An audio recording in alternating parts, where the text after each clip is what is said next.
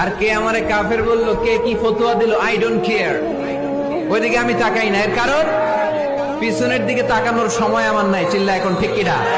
একটা সিংহ ঘন্টায় ছুটতে পারে 90 কিলোমিটার বেগে। কত কিলোমিটার?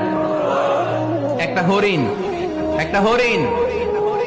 হরিণ ঘন্টায় ছুটতে পারে 100 কিলোমিটার বেগে। তাহলে কে জোরে ছুটে? জোরে বলতে হবে। সিংহ কত কিলোমিটার?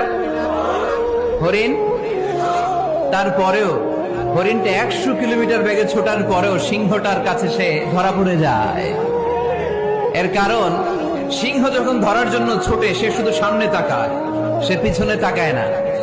আর হরিণ 100 কিলোমিটার বেগে ছোটার পরেও সে ধরা খেয়ে যাবার ভয়ে বারবার পেছনে তাকায়। আর পিছনে তাকার কারণে ওর গতিটা স্লো হয়ে যায় আর সিংহের হাতে বধ হয়ে যায়। পিছনে তাকাবার সময় আমাদের নাই। চিল্লায় বলো ঠিক কিনা? আমরা অহংকার শিখি নাই, আমরা হিংসা শিখি নাই। আমাদের বুকে